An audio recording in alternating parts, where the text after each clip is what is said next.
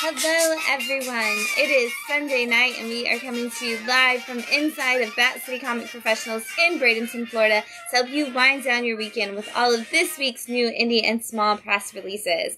As always, I'm your host Shannon, aka Small Press Shann, here to get you excited about a bunch of comics that you're going to want to add to your pull list if you're not already reading them. If you are already reading them, of course, we want to hear all about it in the comments as you watch along. We want to know what you're reading, what you're loving, what you're excited to check out if you're not reading it. So make sure you're tuning in and typing in all of the exciting things that you love about comics this week. Of course, if we're going to wind down our weekend, we've got to have a wine to do it. So we're going to kick it off with what we got. This week we have Antical, it's wineries, their Uno, which I'm assuming means it's their best one because it's like their number one wine. But it is a Malbec, which means it's from the Andes Mountains, is like where the grapes are grown. It's supposed to be like really black cherries? Yeah, black and red berry fruit, and have like this really like natural acidity to the flavor. I don't know. It sounds like it's going to be good, and I'm really excited to give it a try. So we're going to do that.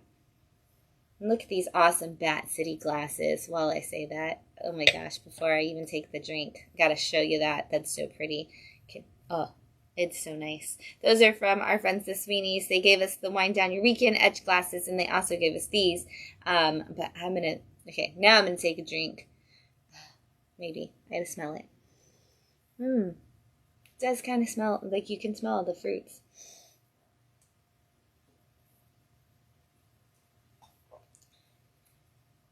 That does have the red and blackberry flavors to it.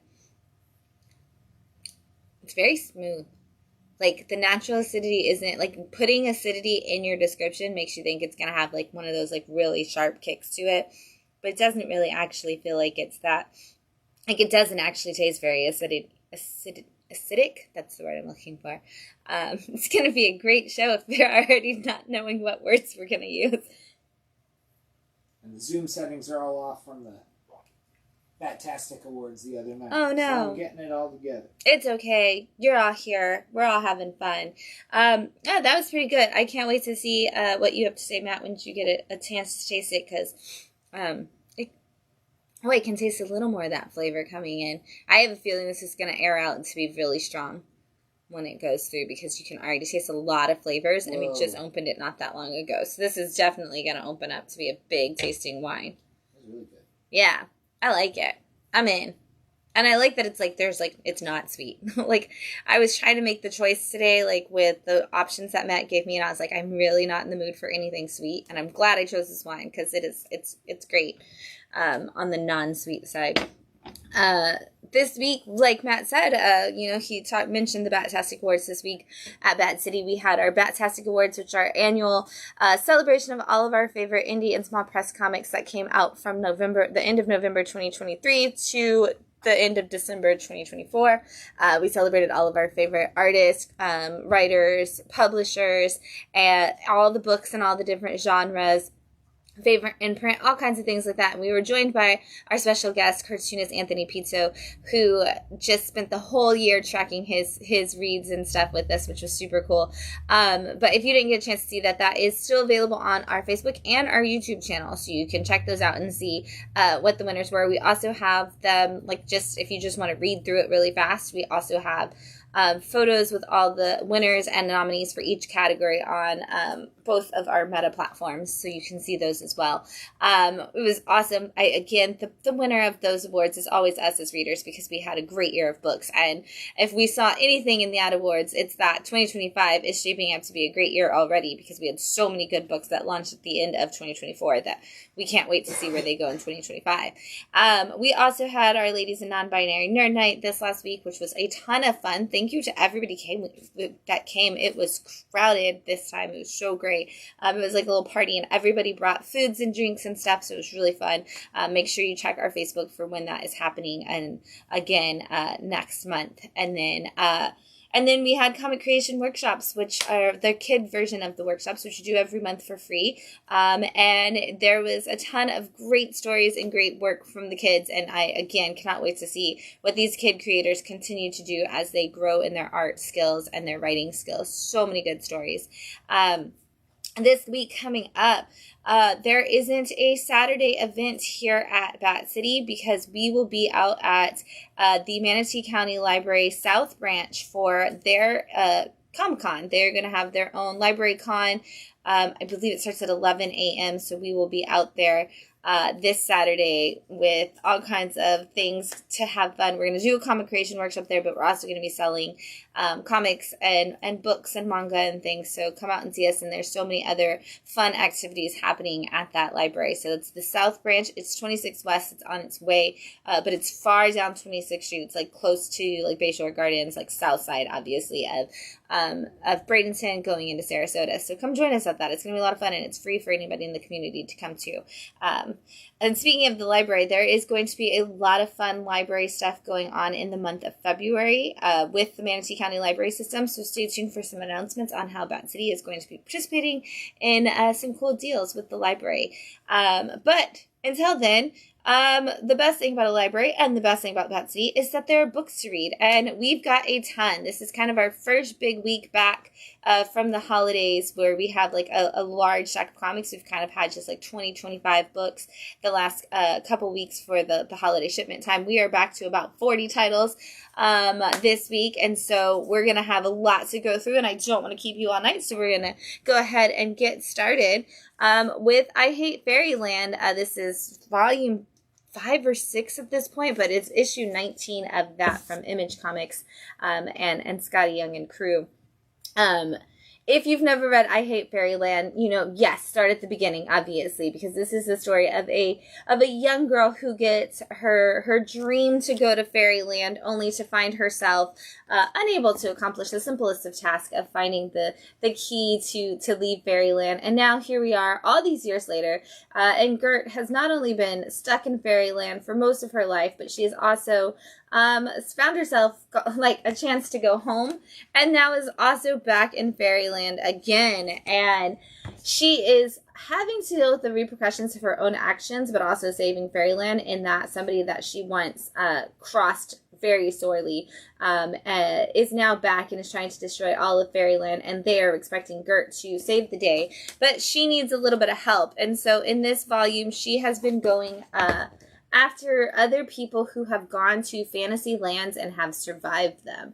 And so she first went after a woman who, when she was a small child, received some silver slippers on her journey through a fantasy land. And so she, gets to meet Dorothy, and now Dorothy is having to decide whether or not she's going to come out and help Gert and bring some friends along the way. And in this issue, we see Gert is about to lose the battle, and she can only be saved by a couple of surprises. And so if most of the surprises are, who does Dorothy call? And you're going to love it when you see some of the people that Dorothy kind of reaches out to for some possible help.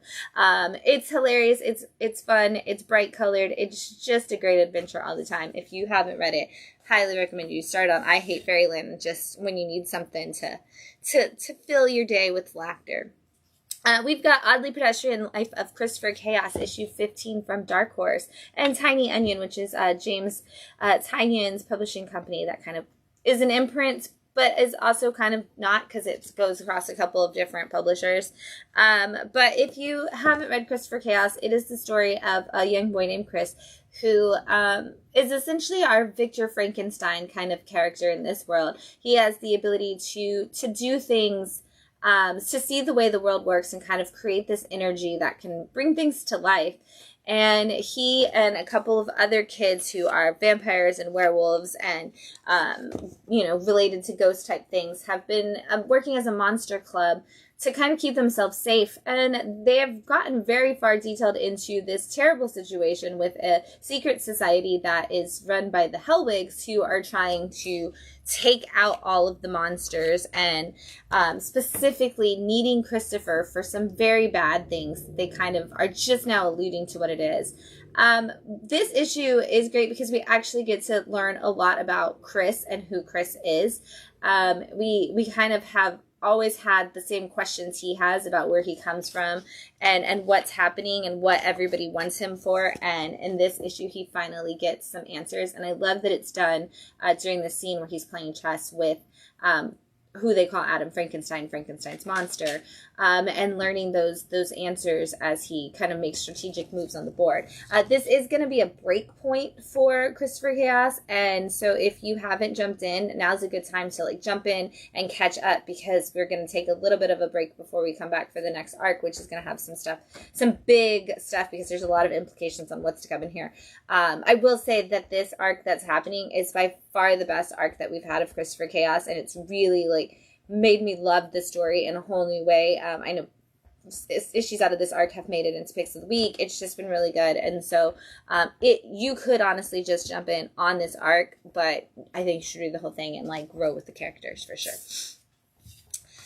Knights, issue 12 from Image Comics. This is such a crazy story. You know, when it first started, I said, you know, it would be like, what if you put an American filter on a Miyazaki kind of storytelling, and it still kind of stays that way. This takes place in a fantasy, like an alternate universe kind of Florida, and it stars a guy who is essentially a werewolf, his roommate who is a ghost skeleton, and a girl who is his other roommate that's a vampire, and his cousin that he has to take in and help raise.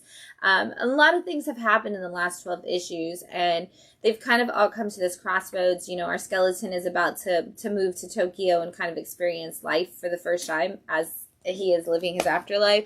Our werewolf older brother kind of figure is learning to harness the wolf inside of him and was happening, and has had that second chance at life, and he's really dealing with that a lot in this issue, like how happy he is to finally to get that. But the thing about our vampire is there's more to her than just a regular vampire. She may actually have a demon living inside of her that's causing all of this, and we see a little bit more of that backstory and the secret society that's kind of forcing towards her, and trying to use her to bring about the end of the world. And it all happens in this issue at the happiest place on earth, and big things happen at the end of this issue that I was not prepared for, and I kind of like started to panic towards the end of the issue because things got so intense, and I was like, oh no, all these characters, I don't want anything bad to happen to them, but let me just tell you, something bad happens to everybody. So read it. It's always got a really cool playlist on the back that you can follow along with. There's like QR codes to it, but it also gives you just a list so you can look it up on whatever your music player of choice is. But it's a really crazy off-the-wall tale that just keeps getting a little bit deeper every issue. We've got Space Ghost, issue 9 from Dynamite Comics. If you are fans of the classic Space Ghost cartoon, this is definitely something that you want to be picking up, because all of the people who grew up with Space Ghost are really saying this is exactly like watching the cartoons for them, and it just has that great feel. In this run right now, this little story arc, Space Ghost has been working with the twins kids that he has taken in to protect, and their space monkey, not Gleek. But he is working to protect them, but bad things have happened, and his ultimate bad guy, Medalist, has come after him again, and this is the person who destroyed Space Ghost's home and family, and so he thinks that now's the time for him to fight back and take this monstrous man out before he can do it to other people. But Space Ghost just is not winning this battle very strongly, and at the end of the last issue, we were worried that Space Ghost might not make it out at all. But in this issue, we see that, not being alone and having a family to fight for, and to fight for him in a new way, is what kind of motivates Space Ghost to get things done and to find his place in the world within that. So you gotta keep it going, because this is definitely action packed in every issue. Feral, issue 9 from Image Comics, and our awesome friends Tris Forrestner, Tony Fleece, and Tone Rodriguez. This is The Walking Dead, but with cats. And every little piece of the puzzle really feels even more and more like they're just kind of like, how would you take that Walking Dead moment and turn it into a cat situation? And they're doing it. Most recently, the whole series, we've been following a group of cats that does not have the virus and is kind of just trying to survive. And most recently, they've ended up at a house with a bunch of people who believe that the woman of the house takes care of them and keeps them safe. And Elsie, our main cat, is just convinced that there's something suspicious going on. And she ends up finding a room full of zombified cats that this woman is kind of hoarding. Well, it gets worse in this issue when they discover even more about the woman, and the cats all become in grave danger, and Elsie is kind of at the center point because it's like she kind of unleashed the beast both within the woman and the other animals, and now everybody's like possibly in extreme danger because of bad decision making or good decision making, however you want to look at it on Elsie's part. But our cats find themselves in a world of trouble when they get thrown into the basement by the lady, and even the kittens that we've been trying so hard to keep safe are in serious trouble. It's intense in all the best ways, and again, it kind of just feels like you're reading The Walking Dead, but with cats. So it's adorable and terrifying, and and exactly what you need. And every time a cat gets scared, I get nervous. We've got Witchblade issue 7 from Image and the Top Cow imprint. If you were somebody who loved Witchblade in the 90s, you should definitely come back and get a whole new world for your Witchblade character. If you're somebody who didn't read Witchblade in the 90s, this is the best way to learn about this character, because Marguerite Bennett is giving a little bit more agency and a little more like to the story than we've seen in a while. But this is the same classic tale of Witchblade. It's about a woman who is a detective named Sarah who is trying to figure out who murdered her father and kind of get that justice, not so much vengeance, but actual justice for him, and has been investigating. Well, in the process of investigating, she has a ancient talisman attach itself to her, which gives her the power of the Witchblade, and she has been training over and over again to try to use it to get the powers of it so that she can stop these bad guys who are possibly, the people responsible for what happened to her father, but are also just bad people. In this issue, she walks straight into the belly of the beast and confronts the bad guys head on, and realizes that even with the power of the Witchblade, she really has no idea what she's doing. And maybe she hasn't been doing a good job with her training, and maybe she starts to even doubt like she is meant to be the carrier of the Witchblade. And so we're going to see, hopefully in the next issue, Sarah kind of lean into it, because she's been very much like, I don't want this, and kind of ignoring the duties of having that. So I'd love to see her open up and actually accept it, and then just get like complete and totally awesome at kicking butt with it as the time comes on. She obviously has to. It's her book. She's gonna do the thing. It's just a matter of when. We've got Standstill issue 8, also from Image Comics. If you are looking for an action-packed time-traveling book, this is going to be the one. We are following 2 characters at the same time in this. One is a man who is out for blood because of what we've most recently learned, the fact that his wife was murdered, and the trial didn't go the way he wanted, and he is after everybody that didn't keep her safe. And so he has stolen some time traveling abilities from a scientist, and is trying to use it now to get his vengeance on all these people. And he's like, I can go back in time and kill them over and over and over again if I wanted to. I just need something to kind of get me there. Well, you've got a serial killer going through time. People are going to start noticing. And so we've got a couple of different things that are happening. We've got police that are noticing. The scientist whose stuff was stolen has noticed, and he becomes the second character we follow, who is trying to get to him by also jumping through time and finding him. And his time traveling skills are a little more rudimentary and aren't quite working because of the fact that he built it in his garage. But now we also have some people from the government who have noticed that he is, that he's doing this, and not only is he doing but this scientist is also doing it, and so they send somebody out to try to figure out how to get after these time people in this issue, and we kind of see the beginnings of where that's going to take them and what's going to happen to these guys. It's going to get really brutally violent probably for all of these people before it ends, and it kind of starts to do so at the end of this issue, but I'm just so curious to see, like, now that this guy's kind of like hit his mark of like who all he wanted to kill, like what direction is he gonna go, and can he walk away, or is it too late for that?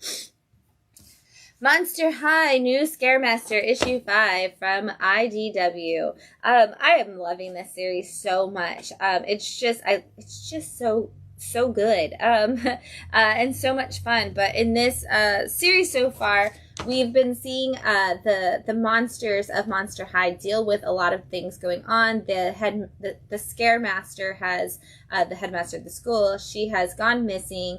Lots of dangerous things are kind of happening, coming up. People are starting to disappear throughout, and they're trying to figure out like how exactly like all of this is happening. Meanwhile, Jackie Laura has taken over like for her dad as the protector of the school, and so she's having to run like the whole school as like school board president, but also do the magic that it takes to keep the school safe. And she's really, really stressed out. We've got the regular drama of friends like breaking up and couples breaking up. And in this issue, Julia is our local zombie like person in our friends group, and she is trying really hard to make sure that her friends are happy, and she comes up with a really great plan to help Cleo Denial, her best friend, get it all back together, and something happens to Gulia, and we don't know what it is, but we know that whatever it is going to lead us down this rabbit hole of a little bit more danger of what is happening in the area.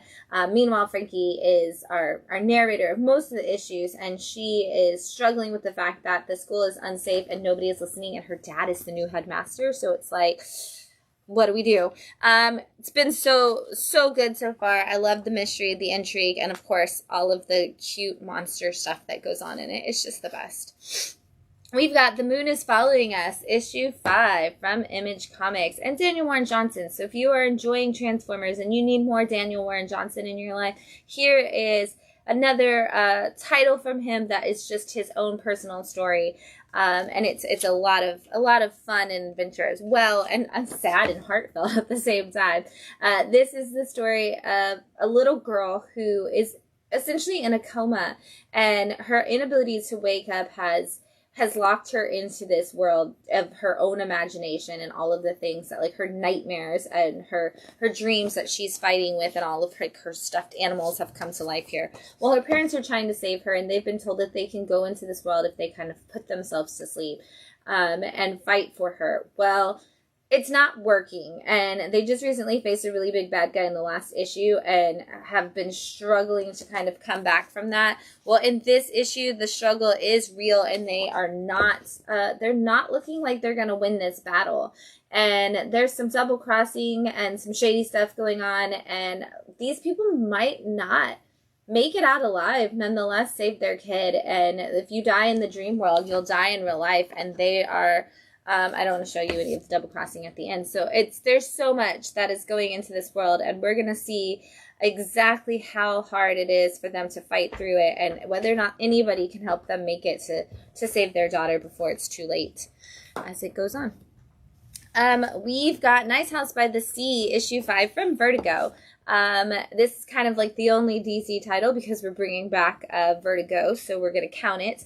But this is the sequel to James Tynion's Nice House on the Lake, and it has just continued to open up that world. So if you don't know the world, basically the world is going to be destroyed, and a group of aliens are able to pick 12 people, or 8 to 12 people, depending on the house, I think it is, and save them. And it's supposed to be like, these are the people who, if you repopulated the world with them, they would be the best choices to do that. In Nice House on the Lake, we were looking at another group of people than the group that we're looking at in Nice House by the Sea. And this group of people seems a lot more violent and a lot more, like, mine is what matters kind of thing than the other group. The other group kind of learned to work together, and they were all at that point, of course, when it first happened. And so they really wanted to kind of work together to like see what was happening. They were kind of scared of what was going on in the outside world. Now it's been a long time, and we're seeing these people later in time where they already know like the world is ending, and they kind of seem to have more of an idea and more of a preparation than the other group did anyway. But now they're learning that there is some crossover, that there's other houses, that there's other aliens, that there's just more and more to the story than they want, and they're trying to get their information out of each other in whatever way possible. And, I've never known where James Tynion is going with this story, and I still don't, after all of these issues, know how he's ever going to put it all together and wrap it up. But he's starting to really connect dots between the big overarching story, and so I'm really curious to see how he develops this out in the end into whatever it is going to become.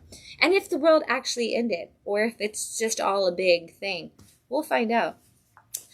We've got Minor Arcana issue 5 from Boom Studios. This is Jeff Lemire's newest title, where he is kind of doing the whole thing, and you always know that those stories end up getting like real emotional in the end, so I expect this to do the same. And this was kind of the first glimpse into that, because the story itself is about a woman who has to move back to the small town she's from because she finds out her mom has cancer and she needs somebody to take care of her. So she goes home very reluctantly to help take care of her mom and her mom's business of being a psychic, which she's always thought was completely and total crap. But somehow she is starting to experience psychic powers that she never knew she had before. And she keeps seeing these visions of her grandfather and like wondering what it is that is coming to her from him. Well, in this issue, we actually just followed the grandfather's story, and we see him kind of having similar experiences to her of wanting so badly to get out of the town and wanting to not be stuck in this endless loop and this cycle. And he starts to have visions, and we kind of see how those impact him and lead him into this psychic power that he is going to discover, that's going to kind of lead him into, that's a spoiler, lead him into what it is that's connecting. There's no like wrap up connection in this issue. Like we don't like circle back to where we left off with the granddaughter, who's our main character. So I have a feeling that in the next issue, Jeff's going to tie some like connection pieces to it. But this was interesting to see that, because we keep getting these little glimpses of the grandfather. So it was nice to step back and see maybe that's where it all started, and maybe that story is going to have a big impact on like this family lineage as it unfolds. Skin Police issue 4 from Oni Press. This book gets wild more and more every time. It is going to be an insane story as it unfolds. But this is about a world where essentially there's a fertility crisis and people can't have babies anymore. And so to continue like the population, they start cloning people. But then the clones can't like keep it together, literally, like they like explode and die after a certain point, and like they have like this, and if they do it near other people, it's like dangerous, so they start like, so it becomes illegal to clone people, and they start like rounding them up and like forcing them to like live and work in certain areas. And we've got a specific department of the police that's supposed to be in charge of that. Well, we also have a rebellion, as we would, that talks, like, is showing that there's ways for the dupes, as they call them, the duplicates, to be able to survive in this world if somebody just, like, actually takes care of them and gives them the medicine to help them through the process of the explosion moment. And so we're seeing that rebellion, and now we're seeing our cop kind of come face to face with a lot of big reveals in this issue when they go to figure out what is going on in an underground fight ring where people are forcing dupes to fight against each other for money, like kind of like dog fighting, but with people, which is terrible. I mean, it's terrible when you do it with dogs too. But this police officer gets a big revelation, and we kind of open up the world to even more possibilities on other outlets of not just rebellion, but like almost like anarchy from the dupes. Again, huge story, big story, still unfolding. We're going to see a lot more to come from this. I'm really excited because I've really been liking Justin Jordan and the books he's been putting out, and his next book at Oni Press is actually advertised on the back, which I'm so excited for. Mine is A Lonesome Grave, which is Justin writing it with Press Shann on art. Oh, yeah. Super stoked for that. That is going to be so good. 3 things I loved, or sorry, I'm talking about Justin Jordan. Jordan Thomas is writing this one, but I just saw this ad and I jumped from my people. But yeah, Jordan Thomas is writing Skin Police. Justin is writing this one. I'm so excited. It's gonna be so good. Sorry, I got distracted by the ad on the back with the Press Shann story. Totally just messed all that up. It's okay. It's excited. I get excited, guys. This is live. When I get excited and I read things, I get disconnected. But Jordan Thomas did Mugshots, which I really loved, and I'm so glad that Skin Police is also fitting into that like crimey world that Jordan Thomas does. So, but with a lot more action. Anyway, Young Nomads, issue 4 from Battle Quest. This is the wrap up of this, but we are going to get to see these characters come back in a new story, which I'm really excited for. This has been kind of going off of what happened in the Nomad world, but side quests of different characters from different tribes, essentially. This is about 2 kids, a girl from a tribe of warrior-type people, and a kid from a boy from a world that's kind of focused on peace, and they've always been at odds with each other, and we find out that that's because they used to go against like the enslavers together, and the peaceful people decided that they'd rather just find peace and not fight anymore and kind of abandon them, is how they've always viewed it. There is more to the story, but this young boy has found out that somebody from her tribe, who ended up being her dad, came to him and said, you have to take this sword and you have to go on this journey and you have to find this ancient weapon. That is the only way that you can stop the enslaving race from taking over and mistreating your people. And so, but it has to be somebody from your tribe and somebody from my tribe together. And so the girl and this boy team up, much to her not interest in being a part of it, or at least not working with him. And they have been on this mission for the last 4 issues, trying to figure out how to get to this secret weapon. And, it's a very slow, like, enemies to friends kind of situation as they explore these obstacles together. But as they do, it's just been a great adventure, and I love to see that kind of story where people that don't want to work together and are reluctant heroes kind of have to come into terms with the fact that like maybe they're not so different. And as is, like I said, this wraps up, but it does lead us into a chance for more opportunities with these characters, which is coming, I believe, in the fall. Maybe did it say it was closer than that? Well, yeah, there is going to be. That's the trade paperback. There's going to be more to come. Oh, it doesn't say when. Okay, it just says the next title. I'm excited. I want to see where this goes. Speaking of endings, we have Summer Shadows issue 4 from Dark Horse wrapping up this story. This is all about a guy who, after his boyfriend breaks up with him, he's like, I starts getting these emails and letters and stuff from the guy, and he's like, it seems like he like is, doing his new thing, but it seems kind of off. And then he stops getting communication and he never hears from him, never gets phone calls. And he's like, I have to go to this last place he was because I feel like something bad happened to him. So he goes to Greece and figures out that he has been kind of gone into this elite society that lives on this boat and comes into town and does weird things. Vampires, basically. And so he is trying to figure out how he can save his ex-boyfriend. He's like, I don't even want to necessarily be with him anymore. I just don't want him to die from these crazy people that are doing weird things and, this possible, like, vampiric activity. And so over the last 4 issues, he has been working to get invited onto this boat and onto this island so that he could possibly find the ex and save him from this. And in this issue, we kind of see all those big showdown moments. He learns what they really are. He's going to see whether or not his ex is there, and he's going to have to figure out you know, if he's worth saving, and if it's possible to save him. Everything on the back half is the wrap of the whole series, so I don't want to show you too much, but you should definitely check it out. Only 4 issues and a fun story to kind of piece it together. You kind of get a little like murder mystery, but also a vampire story all at the same time. All right, this is one of my favorite books on the shelf right now. I'm just going to say it, but it is Day of the Dead Girl, issue 3 from Magma. It has been so good so far. It was in, you know, the Batastic Awards for a couple different things, and I just love it. It's been so fun.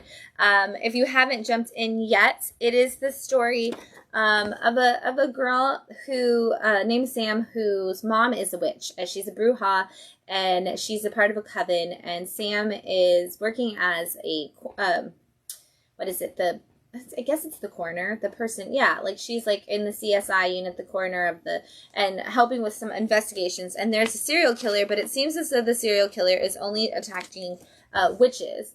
And so, of course, the mom is a part of it because she's trying to protect all the witches in the neighborhood, and Sam is a part of it because she's just doing it at her job.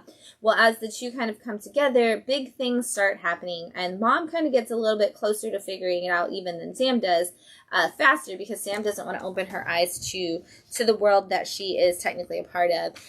But they also, the kind of thing that leads into this is a young ghost girl is suddenly found by them, and they realize that she's trapped there because of some dark magic. And so they are trying to, in this issue, send her back to the other side and help her get the peace that she deserves. But that is not going to come, and we get, again, some big moments, some big reveals, some big things happening, twists and turns all over it. I literally gasped at the end of the issue and then text Santiago immediately and was like, put Day of the Dead Girl on the top of your pile because can't wait to talk to you about it. So things happen in this issue, and it's always just the family dynamic is great, the character dynamics are great, the colors are so beautiful, and I love the story. And now I am mad that I have to wait a month for the next issue. So hurry up. Don't delay it, Magma. Better give me issue 4 as soon as possible. Deliver Us from Evil, issue 3 from Blood Moon. This is a wild story that has so many different layers to it about essentially a group of agents of a special organization that are kind of trying to stop a supernatural cult from bringing the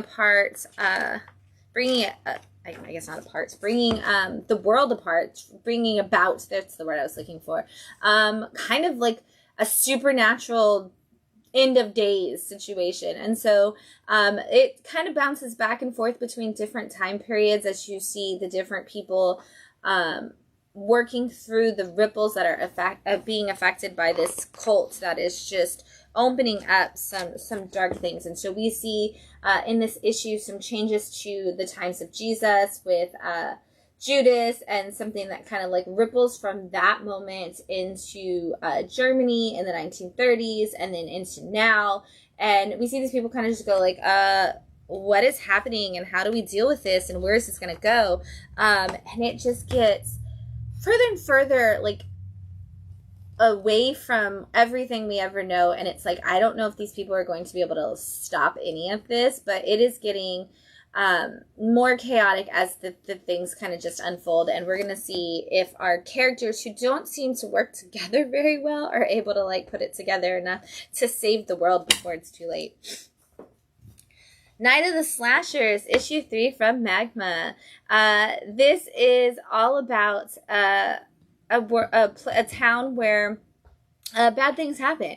Basically, a bunch of high school students go on a field trip, and while they're out on the trip, their bus breaks down, and they are left in this like small town, and the mechanic's like, I can fix it, but I can't fix it today, like, so you're gonna have to stay here, like, let me take you to the local bed and breakfast. Like, everybody called their parents, let them know, and of course, like, oh, well, it turns out you can't call your parents because all the power is not working. And it's because every year on one night of the year, this ancient curse comes about that makes everybody in town turn into these like slasher monsters that come out of the woodwork and just attack whoever's there. And if nobody's there, they'll just attack each other. But when there's other people in the town and they can actually get fresh blood, they'll attack the people until they're all gone all through the night. And so these students are all in extreme danger as they are getting attacked over and over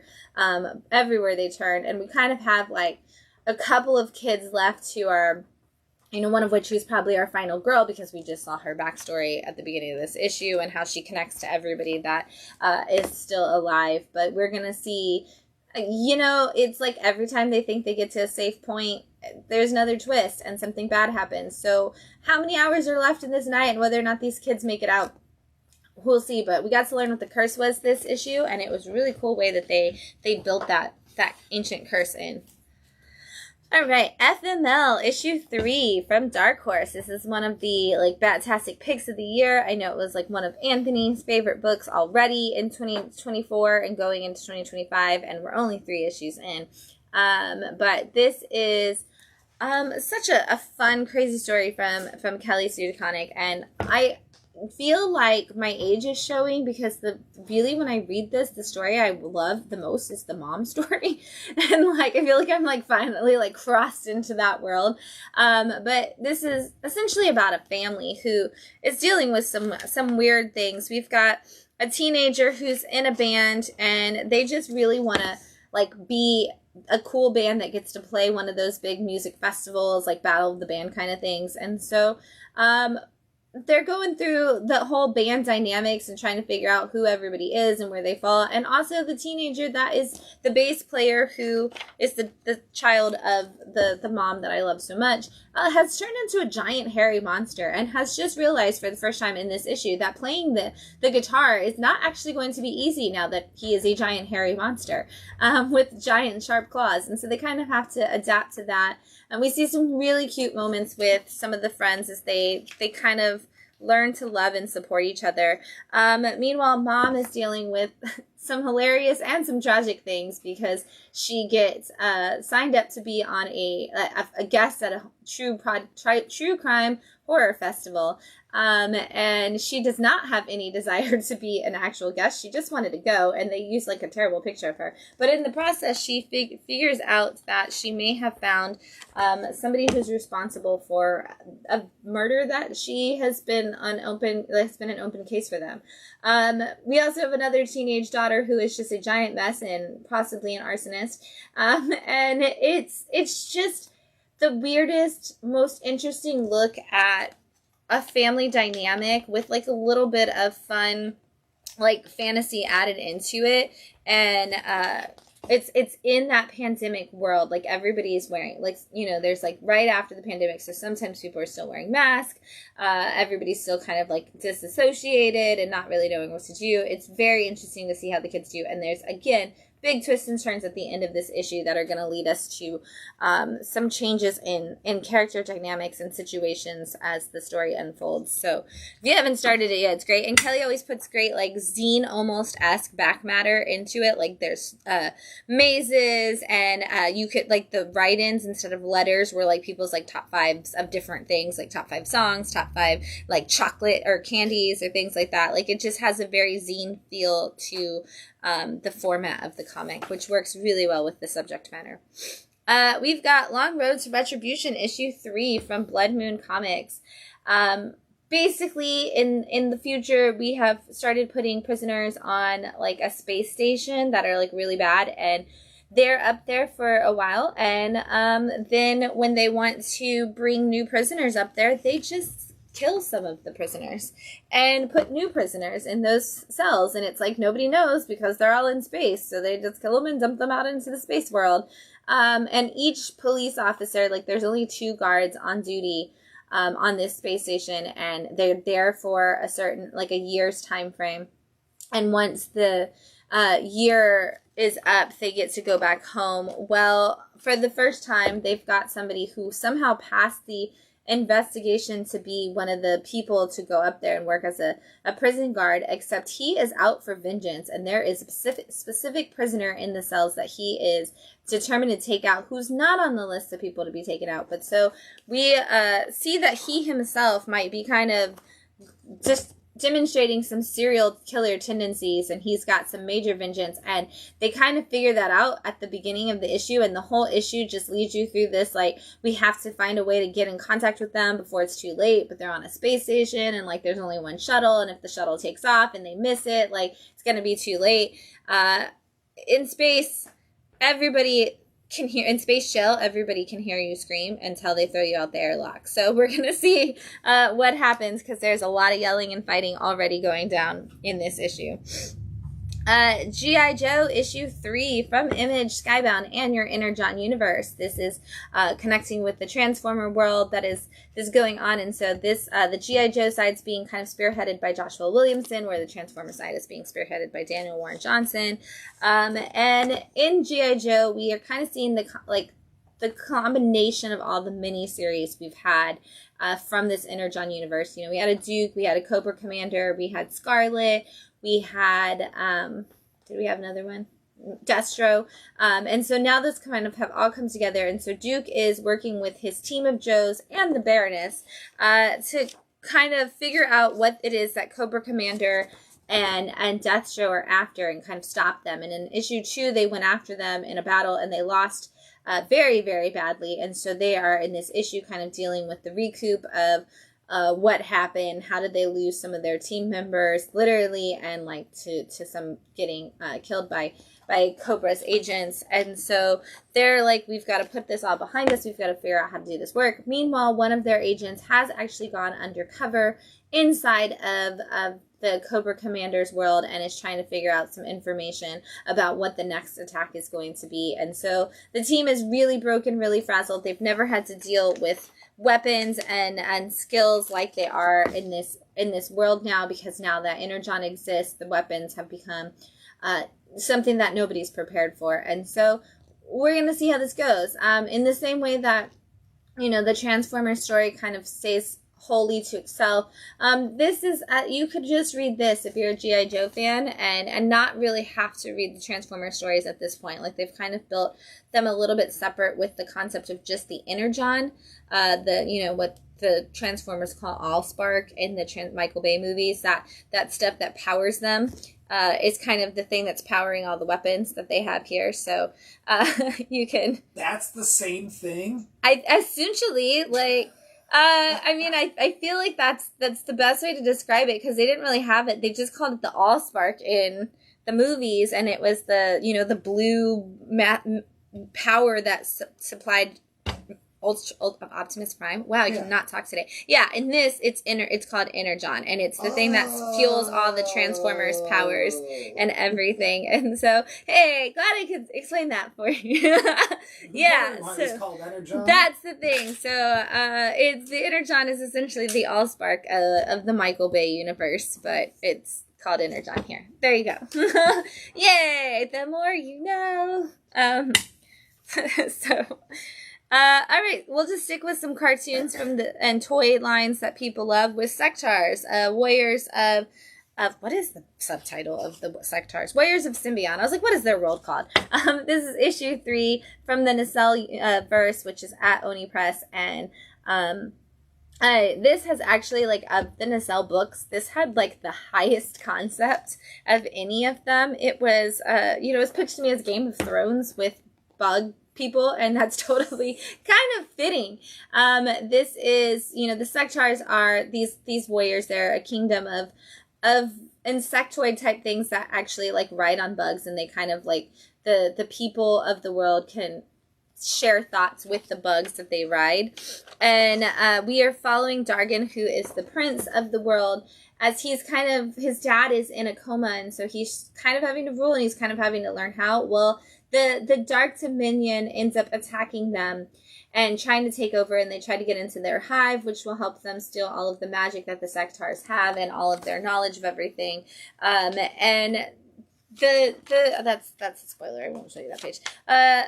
Dragon is not doing, he's not able to kind of be the leader that he needs to be, and so he feels like he's failed as they're captured in issue 2.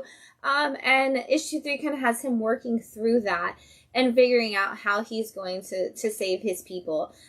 Each issue of the the first year of the Nacelverse is a one-part issue, or a three-part issue, so they each got three-issue mini-series to kind of get you introduced into the world of each of the characters. And we've got one more set of nacelle characters left, which is the Power Lords, which are about to get their three-part series. But this has been really good, and it's nice to see a set of characters that I kind of remembered like their toys, but I didn't really remember them. And so getting to learn those characters and getting to see what their story looked like and how they kind of work in that world was really cool. Really excited to see Power Lords because I don't remember them either. So gonna learn a whole nother team of people. I realized that I guess I didn't really know a lot of the nacelle characters. I know of all of them, but didn't really know any of the depths to it. All right, we've got a big mess over here. Hang on one second. Okay. There we go. We've got Flavor Girls, Volume 2, Issue 2 from Boom Studios and the Archaea imprint, which we don't see a lot specifically from Archaea anymore, and I wish we would see more. This is essentially Sailor Moon, but instead of being planets, they are related to fruits and vegetables. And so it's like, oh, you have like pineapples on your outfit and you have like strawberries on your outfit, kind of thing. So it's essentially exactly the same thing. And in this volume, we have been following as the girls have learned that there is an ancient power that supplies all of their power, and they learn that there's possibly something like underwater that's going to give them some secrets to the magic and mystery of all of the stuff that they have. And they decide to go against their leader and go under the water to investigate it. And it doesn't go well. And in issue 1, they were kind of stuck out there and they were like, what are we going to do? Where are we going to go? In issue 2, they kind of have to fight their way back from underwater, and they learn to work not only together, but one of our main girls, she kind of has the relationship with her mom where it's like they don't get along and they can't like connect to each other, and they have to kind of connect in order to save the day. And then there is a separate, like almost like a second story at the back half of the book that's about the girls all going home for the holidays, and we get to see our main girl take a chance to go back home and kind of see what it's like at her family's life. I love the moment where her mom's like, look, they made an action figure of you because you're the superhero. And she's like, it's finally happening. Like the greatest moment of my life. And I'm like, I love it. It's super cute. It's super amazing.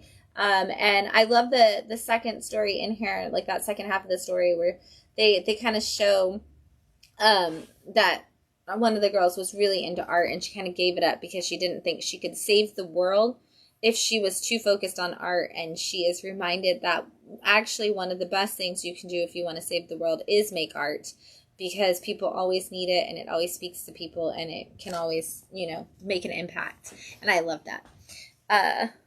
We've got The Brood, issue 2 from Dark Horse, and this is also part of your Minor Threats world, which was developed by Jordan Blum and Patton Oswalt. And so they are not writing this series. This is one of the minis that come out of it. But basically, the Minor Threats world is a world where all of the minor threats, all the smaller level bad guys, have kind of taken over, and just kind of seeing the dynamics of the underworld. And in The Brood, we are following what is called the first family of supervillainy, and it's basically one of the bad guys who is known for his big giant brain and all of the smarts he does. He is dying, and he kind of wants to find that person in his family that can take over. And so we saw him have some conversations about somebody needing to take over in issue 1, and issue 2 has followed one of his children, specifically his daughter, who kind of has followed the most in his footsteps. She's become the big-brained person who is running her own evil schemes and master plans, and so she kind of feels like she's next in line to take over, but of course that's not seeming to be how he sees it. And we just kind of see her dynamic with her mom in this issue as she tries to have conversations about the fact that her dad is dying, and nobody seems to know or care when she does talk about it, and we just get to see a little bit of how she runs things, how she's willing to double cross people, how she's always like 4 steps ahead of everybody else, and maybe how that's going to play into it as the family dynamic continues. In the next issue, we're actually going to follow one of her brothers, and see how he very much has nothing to do with the family, and how he doesn't want that to impact the death of his father to impact his ability to stay away. It's really interesting to see, because family dynamic stories are always great, but when you put the supervillain at the helm of it, it's like, what does that mean for the family? It's a nature versus nurture kind of thing.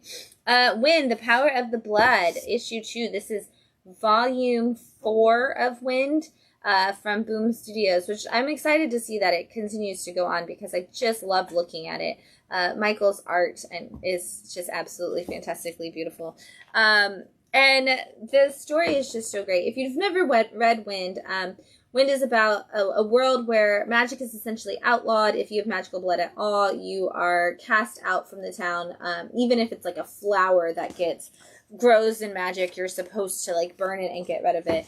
And Wind is a magical boy, and possibly the most ancient of magics as we go over time. Since then, we have kind of gone in a lot of different directions, because the king is dying, and there is an epic war with vampires who are also after this ancient magic that Wind seems to possess. And so we're kind of dealing with a lot of political upheaval and how it impacts children. Because if you don't know that it impacts the young people when politicians make terrible decisions, you're not paying attention. And the young people are the ones that are the only ones really trying to do anything about it. The young prince, his boyfriend, his friends, the people who have lost their parents to standing up against this, they're all trying to fight against this. And they're all trying to save Wind, who in the last volume was captured by the vampires. One of the things that I really love in this is always the character dynamics, and we are seeing one of the main characters, the gardener's son. He got magical powers from a thing. I won't tell you how, but he got magical powers through the course of the series, and the dad has always been very anti-magical powers, and he is having to deal with the fact that he doesn't know if magical powers are something he can't ever accept, or if he can still love his son. He's like, can I love my son now that he's something that I don't agree with? And he's having that conversation with people, and they're like, what's wrong with what your son is and who your son is? And look at this magic, and isn't it beautiful? And look at how happy these kids are. And he's like, yeah, but these kids could turn magical and it would be terrible. And they're like, but they don't see it that way. And why is it terrible? Because somebody told you it was. And so we get these amazing conversations from James Tynion in this book, while also getting a beautiful adventure story filled with the most heart. This has always been one of my top books, and I just absolutely continue to love where it's going. And I feel like we're kind of circling back into those deeper moments and away from a lot of the action that Volume 3 had. And so I can't wait to see where this is going, and if we're going to kind of see those battles come to fruition internally and emotionally more than physically. It's going to be great. Doll Parts, issue 2 from Image Comics, and this is from the world of Lovesick, and essentially it's the coming of age story from of how we got to an adult who ran a red room in Lovesick. How did we get there with this kid? And so this is very mature. And we start to see that come into play in this second issue. But it is about a teenage girl, and she has a mom who is extremely strict and doesn't let her do anything, and is always telling her that she's trash and that she's never going to be anything but trash. And her only friend is really into a lot of gore and things with her, and he introduces her to sites that allow for gore and for torture and things like that. And she's like, wow, I didn't know that this existed. And she kind of starts to fall down that rabbit hole. And the first thing he tells her is, don't get into the chats and don't talk to anybody. But of course, she's lonely and she doesn't listen, and she starts chatting with people. And now she's put herself and her family into extreme danger as this person has found her and is now like stalking her and is threatening her. And meanwhile, of course, the only thing her mom is concerned about is who she's spending her time with and why she's not home at certain times. And she's trying to tell her mom that they might be in danger and that this bad thing happened. And her mom is just too busy judging her and telling her that she's a bad person because like her skirt is too short and she's hanging out with a boy who's known for being racy. And she's like, did you see the man in the yard that's trying to kill me? And she's like, don't change the subject. And so you can kind of like, you're going to see a lot of that, again, nature versus nurture, and how this character really just has to handle things on her own and how she kind of falls into these situations and where it's going to go. And we kind of know, if you read Lovesick, where it goes. And so it's interesting to see like her evolution from being a kid and going into this and where this is going to lead us. Fence. We've got, we're at ones. Fence Challenger Sweet 16 number 1. So this is volume 4, I think, of Fence. And this is a boombox title. One of their like first like sports manga-y comics that they did from Boombox, and it is all about an academy where kids go and learn how to fence and the stuff that they face. And so over the years, we've kind of followed along as these kids really just developed their fencing skills and all of the drama that goes into the different meets and stuff. Well, the drama continues because in this volume, we are seeing them at like the statewide meet. They finally made it there, like our underdog team. And they're kind of reliant on their main fencer, who is just like totally awesome and like never loses. And so they're making it through all the rounds, but everybody else isn't playing their all-stars. And one of the kids is like, well, why aren't they playing their best fencers? And they're like, well, they're saving them because if they make it to the finals, they want their best fencers to be prepared. And he's like, well, why don't we do that? And they're like, oh, because we won't make it without this guy fencing. And so he's like, no, I want to take the challenge. I want to step up. I want to try. Like, I'm the new guy, but I really want to be somebody who can do it. Meanwhile, we learn, after a fight in the bathroom, we learn some secret information about our newcomer and where he comes from and his actual like desire to be a fencer and what made that a situation for him that's really kind of changes the dynamic of everything and what he's after, but nobody knows except for us and like one other character. So we're going to see that kind of shape up into the main drama and the showdowns that we're going to see as we wait to see if these guys can actually make it to the top in state. I always just love this book because the characters are so great in the way that they interact with each other and kind of build each other up when they face these obstacles is always really, really great. And I love the coach. The coach always has great things to say. We've got Behemoth issue 1 from Dark Horse. All right, all my kaiju loving friends, here you go. Here's a new one for you, and it's not a Godzilla one. It's just a nondescript kaiju. This is actually going to, much like a Godzilla story, though, have all the heart of the people, because if you didn't know that's what Godzilla is about, it is. And so we open up, I'm just going to show you, we open up on a boat with some people who discover a giant behemoth kaiju under the water, and it's awesome. And then we kind of fast forward into the town, and we start following our main character, who is a woman in like her early 20s who is trying really, really hard to run her dad's food truck because her dad has passed away and she feels like she owes it to him to keep him going. But she still has like her day job, so she's got to do that. That she can't ever pay her bills. She can't stay upstate. Her truck is always getting towed. And she's just kind of having the worst luck possible. And she gets enough money to go to the tow truck guy and get her truck back so she can participate in this festival where she's like, if I win it, I'll have a spot for my food truck and I'll have all the money and I'll make my dad proud. Well, when she goes to do that, the city is flooding and everything is going wrong. And they're like, you can't, did you not hear? Are you not watching the news? Like, they're evacuating everybody. Like, the city is under attack and we don't know what's going on, but we got to get out of here. And she's like, I have to save my truck. I got to make it. We get one of those, like, struggles through the city as the water's coming in and our behemoth. And we get to see that.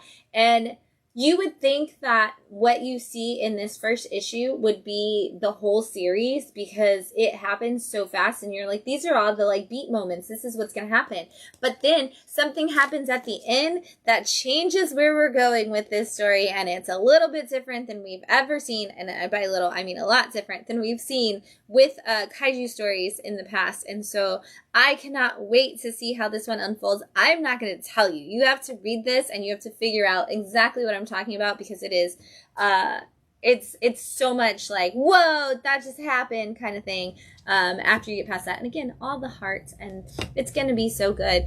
You got to read it, and you got to read it now because you know when issue 2 happens, I'm going to have to tell you what that twist is. So you want to read it. You got a month. Now's your time. We've got Memoirs #1, or Memoirs from the 20th Century #1 from Blood Moon Comics. This was fantastic. This is a lot of time travel in a way that like was multiple layers of interesting and dynamic.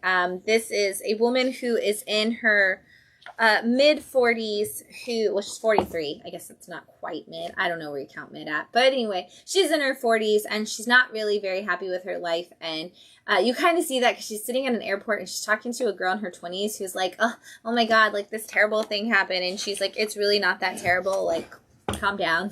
It'll be okay. Here's what happened. I can tell you this and this. And she realizes that like this girl is exactly like her best friend when they were in their 20s.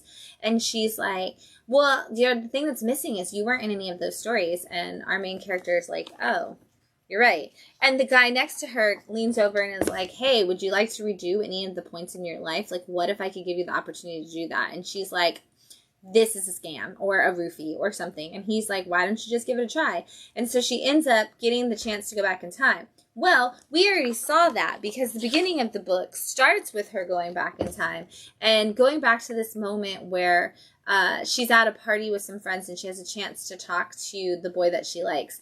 But the weird thing is that when she goes to talk to him, he already knows that she's traveling back in time. But as far as she knows, this is the first time she's ever done it. So we've got like, she's like, and he's like, no, you've told me this before, and all of this has happened over and over and over again, and like we've been through this so many times, and she's like, I have no recollection of that.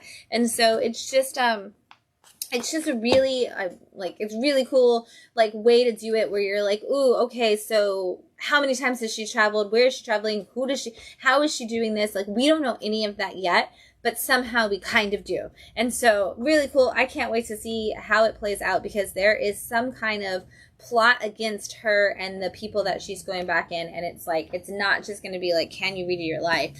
There's something for sure going on. That's a little crazy. We're going to find out. We've got Green Hornet Miss Fury #1 from Dynamite. This is the year to bring back classic like comic book characters and teaming up Green Hornet and Miss Fury. I'm really excited to see.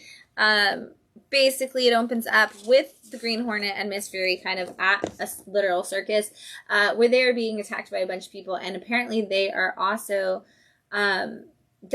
they're kind of looking for this person. Like, they're both looking for somebody that they need to save or find to kind of solve this mystery that's going on, and they both happen to be going after the same thing. And you get this, you know, like them like not really getting along, not really agreeing on things, and we kind of see the backstory of why the Green Hornet is looking for this person and what's so important to him about it, and how they were kind of like a mentor to him and everything, and kind of led us to this thing. And then we get this great like moment where we essentially get Batman Returns, which I love because they both are kind of like debutantes and rich people in the scene. So they go to this fundraiser and their paths cross, and you get kind of like the mistletoe could be deadly if you eat it kind of moment where they say something that they said to each other when they were in costume. So they kind of start to figure out who the other one is and what's going on. But it's just classic fun. And it's Alex Segura is on it, who is, you know, writing Dick Tracy. And so he's working on this with Henry Barajas, who also is just always really good at coming up with some fun stories. So this is going to be great. I can't wait to see how the two of them play out as a dynamic, because even Kato's like, we don't have time for romance. Like, don't you fall for this girl. And he's like, I can't stand her. And I'm like, he's so gonna fall for her. It's gonna be great. And we're gonna see how that plays out. And we're gonna get some awesome Francavilla covers in the process. Jim Henson Presents issue 1 from Boom Studios and Archaea. And Archaea always does the Jim Henson stuff. I believe they have the contract for that. But this is an anthology of the worlds of Jim Henson, and we're going to get some stories in there. So the first one in it is a Fraggle Rock story, and they are working to prepare, I know, I just saw Matt's face. They're working to prepare the stuff for their holiday feast and party, and you know, there's some foods that they make that are just not not everybody likes them, and they're really trying hard to maybe change it up this year. But we get an adorable story that's just great and fun because it's Fraggle Rock and you can't go wrong with the Fraggles. I love them so much, and I'm not going to tell you what happens at the end because I know Matt's going to want to read it.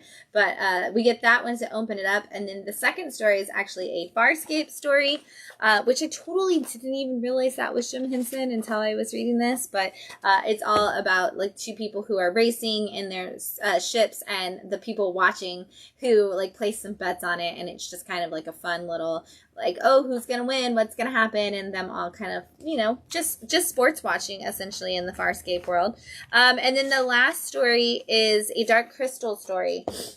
And it is all about them trying to figure out, like the Skeksis are trying to figure out how to separate themselves. And they need to figure out how to do that, so they go after some Gelflings to see if they can kind of separate the connection between like these twin Gelflings who have power, and maybe if they can figure that out, they are able to figure out how to separate them, their mystic self problem that they've got going on. So if you're a fan of Dark Crystal, especially if you liked the Dark Crystal preview, you'll probably or prequel, you'll probably really love it because the art kind of feels very much like the way that prequel was animated. And seriously, it's fantastic. I can't wait. I don't know what's going to be in issue 2. I don't care. I'm going to love it no matter what, because like if you're going to give me Fraggles and Dark Crystal stories and things like that all in one book, I'm going to be happy about it. And I'm just going to pass that to you. I was like right now. All right, we've got Zootopia #1 from Dynamite and their Disney Comics imprint that they've kind of got going on over here. This is, I'm so excited to see that they're going to keep bringing out different movies, because all of the movies that they've done so far have been really like fun and kind of kept with the spirit. And so this does just the same thing. We get to see our police officers, of course, Judy Hopps, doing all of their things now that they're working together and they're this nice little team, Officer Wilde and Officer Hopps. And of course, they don't want to give them anything real. Like everybody gets a real assignment, and they get sent to the airport for the announcement on the new launch of a new phone that's coming out. And they're like, this isn't a real assignment. And they're like, yeah, but it's gonna, you know, we still have to be here. We got to keep the people safe kind of thing. And then, of course, everything goes wrong immediately. And they're like, we have to save the day. Everything is crazy and wild. And like, what's going on? And like, even the police chief is like, why is it that no matter what I give them, no matter how simple an assignment it is, these two can make the world into a disaster immediately. Cute, fun story. Definitely setting us up for just a lot more to come. They even actually use the dum dum dum at the end of the story, because there's some sabotage and some destruction, and of course an investigation that only this team is going to be able to solve. If you like Zootopia, you're going to love it. I know I read it to the cat today, and she was very excited. So, you know, it's just going to be fun. And all of these have been so great at capturing the spirit of the movies. So, definitely read that. Shadow of the Golden Crane, issue 1 from Dark Horse and our Hellboy universe. I always love these Hellboy side stories because I feel like someday I'm going to have a complete understanding of all of Hellboy without ever having read the original Hellboy, because I read so many of these side stories. But this follows along as Susan kind of learns what the Shadow of the Golden Crane is. You know, it's a society she was always taught about when she was a child, about how they were supposed to protect the different people from, you know, demons and darkness and things that were coming. And she's like, I never really believed it was true. But as she's watching Hellboy about to go out on a mission, she realizes that something that is coming for them is something that like only she can see. Like she has this premonition of it, and she's like, how am I able to see this? And it's like, oh, this is from the Shadow of the Golden Crane. And then we kind of get to see a little bit of backstory about that and that connection with her family as kind of a setup for where this may be going. And it just opened up like the whole concept to us, like of what's going to happen, and like like this person that experienced it all like through the past. And it's really cool. I'm really excited to see what the Shadow of the Golden Crane really is going to be, and how it's going to help the BRPD. There you go. I always get the letters backwards. Now I can't even know the difference between letters and numbers. Wow, this is going well. I'm not even drinking the wine. So anyway, this is going to be fun. If you're a fan of the Hellboy universe, definitely check this out and see where this is going. It's nice to have some stories that focus on some of those side characters and give us a little bit more. Yes, now I'm actually going to take a drink. We are drinking the Antical Uno tonight, the Malbec. Oh my gosh, that's opened up a lot. Wow, there's a lot of flavors in there. I do see the acidity now. Nice though. I like it. It gives a nice kick to the back of the fruity flavors. Still a big fan. It's going to be great. It says it goes with semi-firm cheeses, so I can't wait to try it with such a thing. We've got Planetary Expansion, issue 1 from Critical Entertainment. I love books when we're trying to figure out how we should all move to another planet, and this is another one of those where it's like the Earth isn't destroyed yet, but we're probably getting pretty close. But none of the other planets in our galaxy are sustainable for human life, so we've got to go to a different galaxy, and we actually find a planet that they're like, okay, we can go to this one, but who gets to go? We've got to figure that out. And so none of that is actually what's in the book, though. That's kind of just like in a interview conversation with one of the guys who's like in charge of the program. What we get to see is more of these people kind of actually getting prepped. Like we see there's an app. It almost looks like when you're going on a cruise and you have the app that tells you like, oh, make sure you have your paperwork, and like, oh, you're checked in for this, and oh, you need to have this, and you just go through all the different thing. It's like the same kind of app. We see like one woman prepping that, and then we are following along for the most part with this guy who has a very seedy past and isn't necessarily a good person. Maybe he is, maybe he isn't, but he's made a lot of bad choices. And he's kind of on his last night on Earth situation, and he's getting himself in even more trouble, connecting with different people at bars and you know, getting into some fights. We get to see an athlete who is a basketball player who literally has like the best game of his life, and then is like, they're like, oh man, are you excited for the next thing? He's like, no, I'm not staying. I'm going to space. I'm going to do it. And they're like, there's no way that like you're going to give up everything. And he's like, yep. And even this lady in the bar is like, that's like a death sentence. Like there's no way that's going to work out for people. But we're going to see each of these people's story kind of unfold as they do get involved with going out into the space mission. And I like that instead of it just being the story of how we colonize this new planet or anything like that, we're actually seeing it from different people and the progress they take towards getting to it. I think it's going to make for a really interesting way to tell the story, and I can't wait to see the other characters, because there is some other interesting people that are going to be joining us on the ship to go across the galaxy. We've got Hal, issue 1 from Ahoy Comics. Really thought, based on the name Hal, that this was going to be about werewolves in space. Totally not what it was. Actually completely different, but I really enjoyed this book. We are following along as a young girl, like it's kind of seeing her like in her early 20s, and she wants to become a writer, and she wants to move into the city, and she does, and she ends up meeting a guy who is one of her favorite writers. And she gets like, he's like so impressed by like her understanding of his writing and everything. They start dating, and they become a couple, and they move in together, and everything seems to be going great until he gets mad at her one day and just leaves.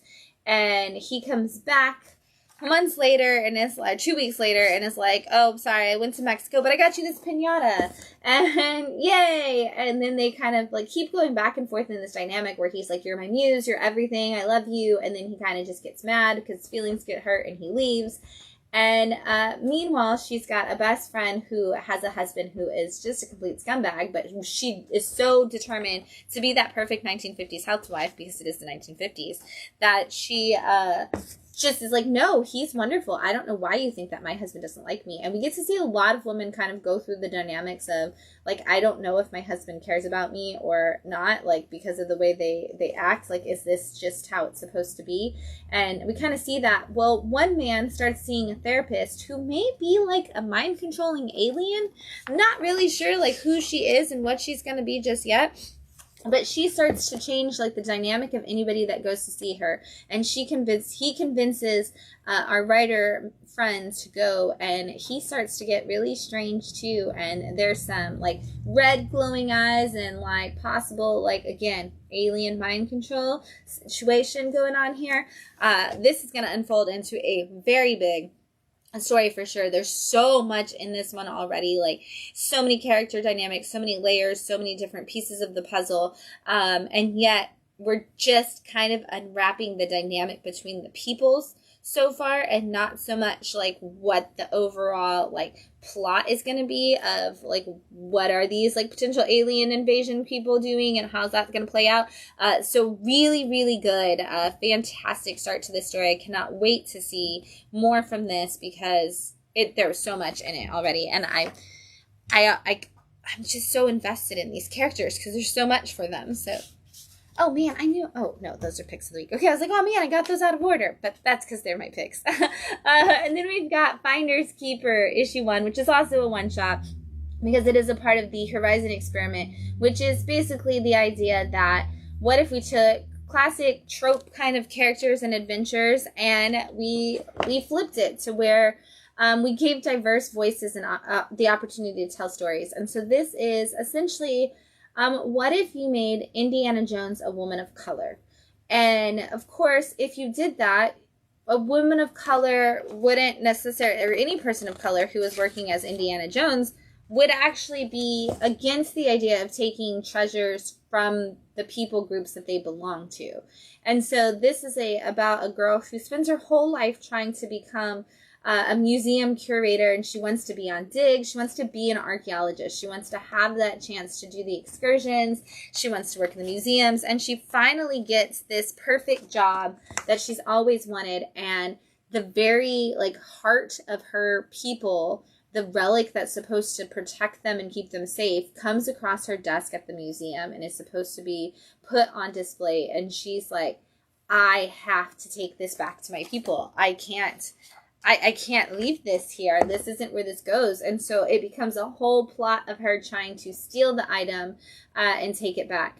As with all the Horizon Experiment books, it's fantastic. But also it is kind of just a prequel, a pilot. Well, that's the word. It's kind of a pilot for if they made this story. And Vita Ayala at the end is like, this is like, come back for more adventures. Like, this is a thing that has to happen and that needs to keep going. And I agree with you, Vita. This book was fantastic, and I cannot wait to see if it does actually get turned into a full series. I think that we're starting to see that conversation more and more.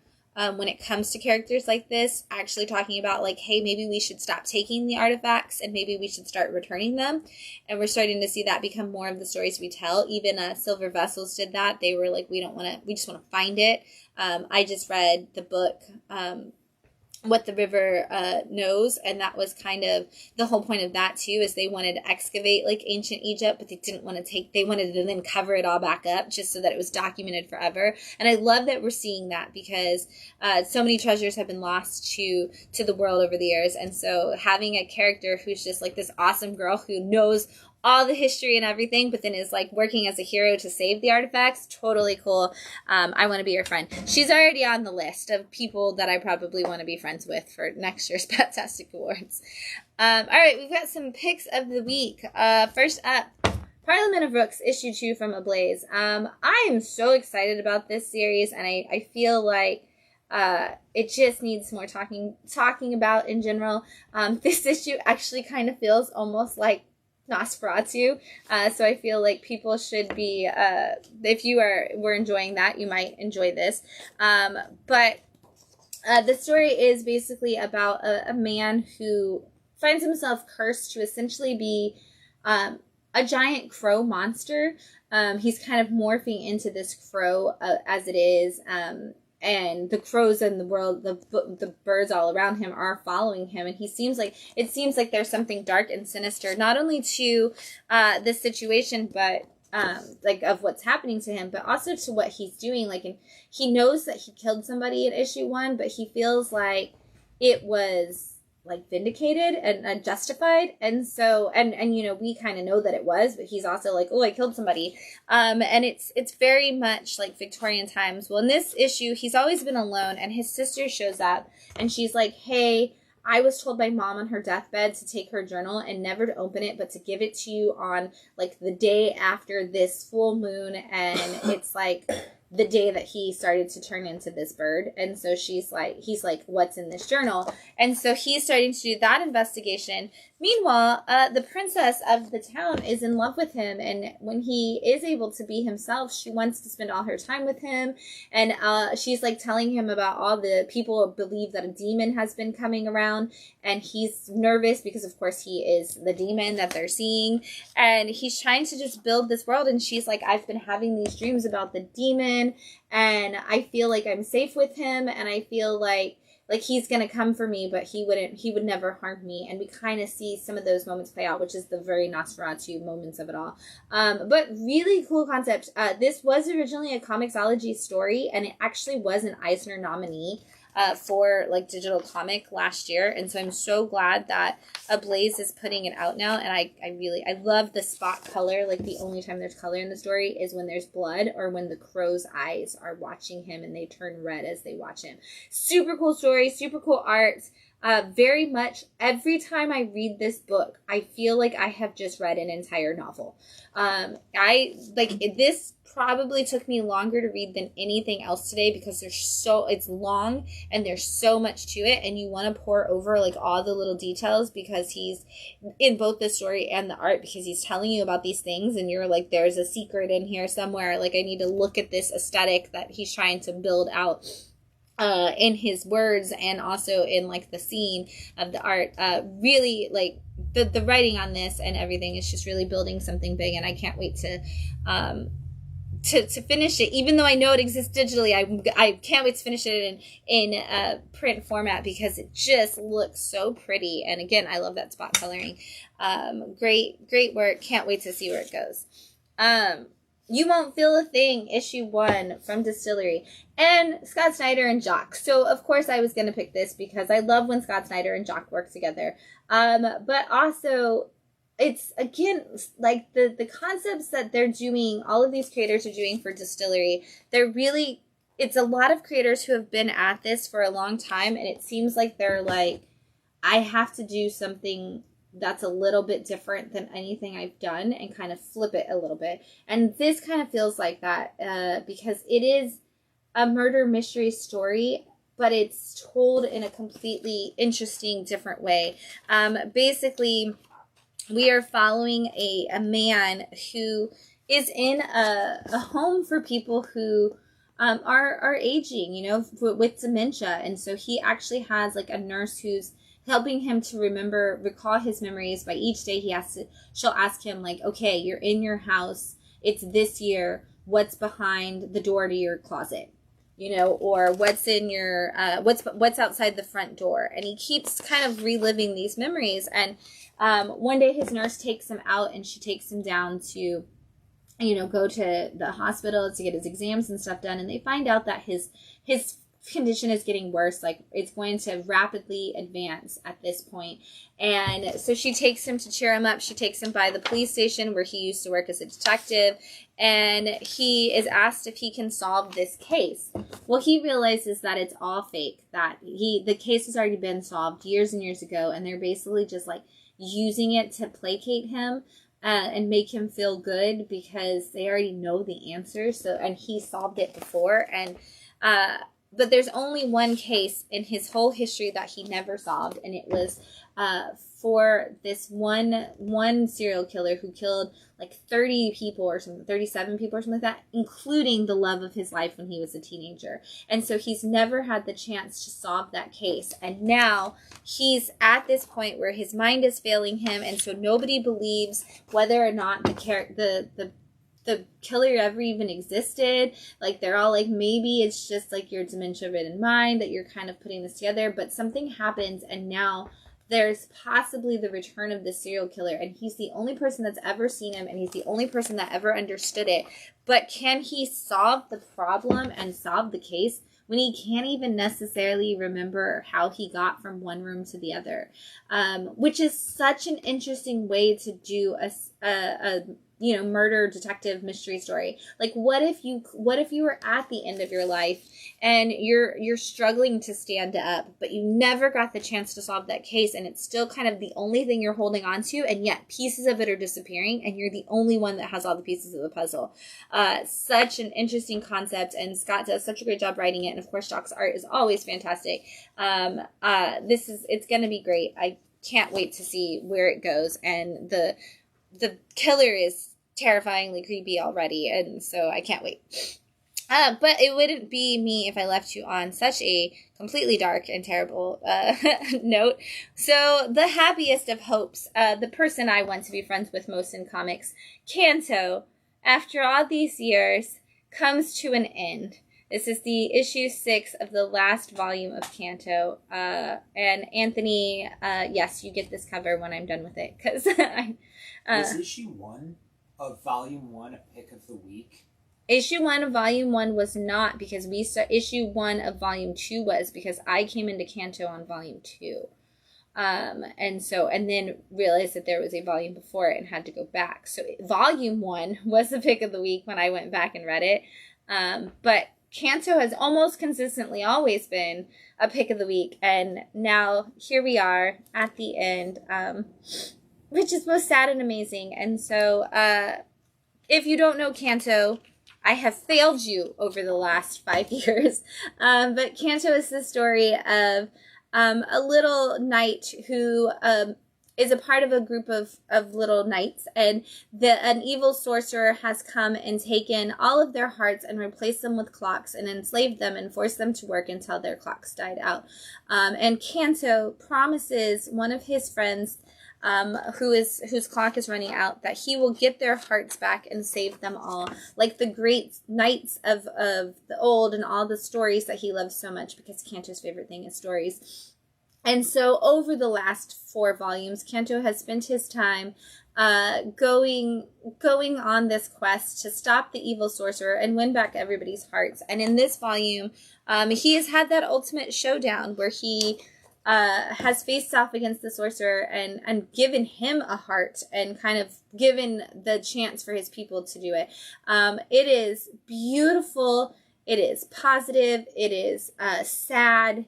It is every emotion that you need all in one. And this wraps up beautifully. David Boer and Drew Zucker just absolutely brought this all together in a way that you could not have wanted anything more. They even leave us with the hope that like maybe Kanto could have these, like the world of Kanto could have more adventures in the future, kind of thing, which is just wonderful. But in the very first volume, David wrote a letter that said, you know, when we build these fantasy worlds and we have these fantasy stories, so much of it is just about despair, and it's always like darkness, and there's never really hope. And even the characters that are our main characters a lot of times lose sight of the hope that they have. And he said, what if we made a character who went into one of those was from one of those fantasy worlds and went on one of those big epic adventures, and the one thing he never lost was hope. What if that character was the hope and kept sharing it with everybody? And Kanto has continuously lived that journey and been that truth for us and that hope for us. And I definitely cried when it came to an end, and I'm always going to vote Kanto my friend. And I'm so happy that we got to have this journey, and it was so beautiful. And I'm glad that we got to have that last issue on like David Boer's birthday. And we got to all kind of like celebrate that experience on that day. But happy birthday, David. And what wonderful work that you guys all created. And thank you for sharing it with us. And if you haven't read it, buy all the volumes and fall in love with one of the most beautiful, heartfelt, hope-filled stories that has come out in recent years. All right, that's the books that we've got for you this week. There's a couple other things in stock, so we're going to run through those really fast. We've got Space Usagi, White Star Rising, issue 2 of 3. We've got Your Friendly Neighborhood Spider-Man issue 2. This is your prequel to the show, coming soon to Disney+. We've got Red Sonja issue 17, Shadow Cabinet issue 3 of 4 from the Milestone universe. Ginny Sparks is on book 6. I believe there's 1 or 2 more left of that story from Tom King. Laura Kinney Wolverine issue 2, Exceptional X-Men issue 5. Storm issue 4. This was a hot book this week. Everybody was really excited to see the crazy things that went down with Storm and all powerful that she becomes in this. Titans issue 19, Action Comics 1082, Star Wars The Battle of Jakku Last Stand issue 3, Miles Morales issue 29, Safan the Scorched issue 37, and Gunslinger issue 39. I cannot believe it's been 4 years of those series like still going. That is awesome. The Question All Along the Watchtower issue 3, a fan favorite at Bat City for sure. Incredible Hulk issue 21, Spirits of Vengeance issue 5, Green Lantern Fractured Fractured Spectrum Special. This is a one-shot from that. Challengers of the Unknown issue 2, I believe. Am I wrong? No, 2. Black Lightning issue 3. Gotta check out that. I'm so excited. Black Lightning has a new series. Batman and Robin Year 1 issue 3. And then we've got this really awesome Sammy cover of Batman, Superman, World's Finest. This is issue 35. That's crazy. Avengers Assemble issue 5. Alien Parasito issue 2. There you go. Those are just some of the other books in stock. I think I sold most of the trade paperbacks that came out this week, so I didn't bring any of them with me. You know, there were trade paperbacks in stock this week. They're all gone now. So there's going to be more, though, this week, because Wednesday is New Comic Book Day, as always. So there will be tons more great new comics coming your way this Wednesday. We are so excited about New Comic Book Day. Don't forget that we will be out at the South Branch of Manatee County Library System this Saturday at 11 for their Comic-Con. And speaking of Comic-Cons, you can still get your tickets to join us on San Diego Comic-Con, The Cruise, February 5th through the 9th. So if you haven't done that yet and you want to go on a ship filled with other people having a blast and loving comics and fun things, grab your tickets. Come join us. We'll be the comic exhibitor on the cruise, and we'd love to have you hang out with us there. And if you want to hang out with us, you can always stop by the shop here in Bradenton, or join us next Sunday at 9 when we wind down your weekend with all of our new indie and small press releases. Until then, happy reading, everyone. Bye.